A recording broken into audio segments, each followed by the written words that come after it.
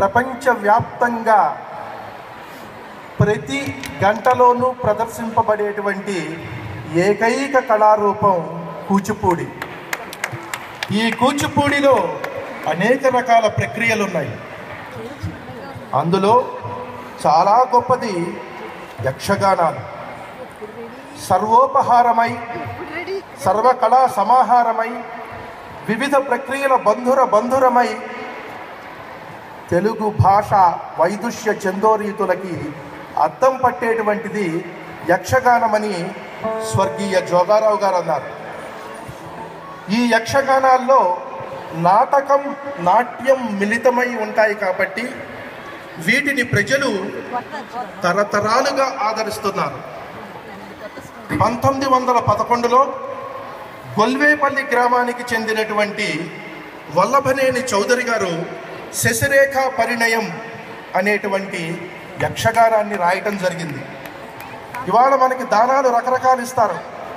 ఆయన గుండె లోతుల్లో నుంచి వచ్చినటువంటి ఈ యక్షగానాన్ని ప్రపంచానికి కనిపించాలి, వినిపించాలి అంటే తగినటువంటి వారు కూచిపూడి భాగవతులు అని తలచి వారు కూచిపూడి గ్రామానికి వచ్చి తను రాసినటువంటి శశిరేఖ పరిణయం యక్షగానాన్ని వారికి అందజేశారు.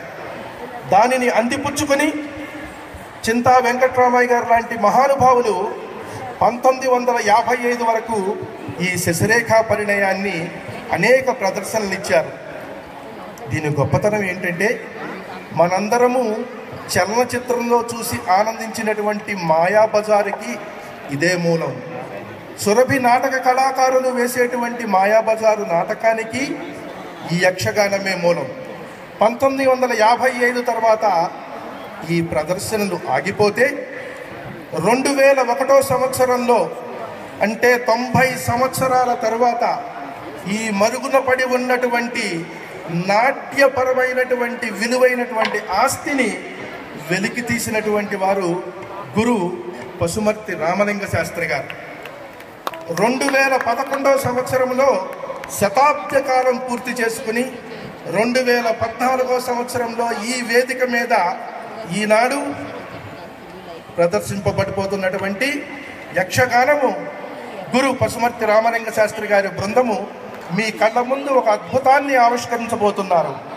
ఈ వేదిక మీద ప్రదర్శించబడుతున్నటువంటి ఈ శశిరేఖ పరిణయము ఈ రోజున TV9 వారి ద్వారా కోట్లాది మంది ఇంట్లో కూర్చుని చూసేటువంటి అవకాశం లభిస్తోంది. ఇప్పుడు ఈ శశిరేఖ పరిణయము యక్షగానం విధానం ఎట్టిదనినా